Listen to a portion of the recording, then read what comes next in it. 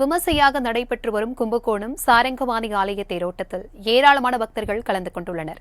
இதுகுறித்த கூடுதல் தகவல்களை எமது செய்தியாளர் செந்தில்குமாரிடம் கேட்கலாம். வணக்கம் செந்தில்குமார், இது குறித்தான முழு விவரங்களையும் பகிர்ந்துக்கோங்க.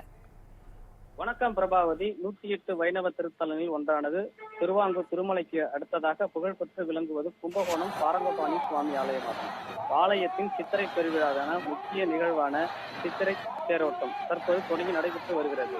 தேரில் சக்கரபாணி சுவாமி, ஸ்ரீதேவி, பூமாதேவி தாயாருடன் எழுந்தருள் பக்தர்களுக்கு சேவை சாய்த்து வருகின்றனர். தமிழகத்தில் திருவாரூர், திருவில்லிபுத்தூர் ஆகிய தேர்களுக்கு அடுத்தபடியாக 3வது பெரிய தேராக விளங்குவது சித்திரை தேராகும். 500 டன் எடையுடன் 110 அடி உயரம் கொண்ட தேர் இவ்வாலயத்தின் சித்திரை தேர் கடந்த 15ஆம் தேதி கொடியேற்றத்துடன் தொடங்கியது. 15 நாட்கள் நடைபெறும் இவ்விழாவின் முக்கிய நிகழ்வான திருத்தேரோட்டம் தற்போது சிறப்பாக நடைபெற்று வருகிறது. இத்தேரோட்டத்திற்கான உள்ளூர் மற்றும் வெளியூர்களில் இருந்து ஏராளமான பக்தர்கள் தேரினை வடம் பிடித்து இழுத்து வருகின்றனர். பிரபாவதி.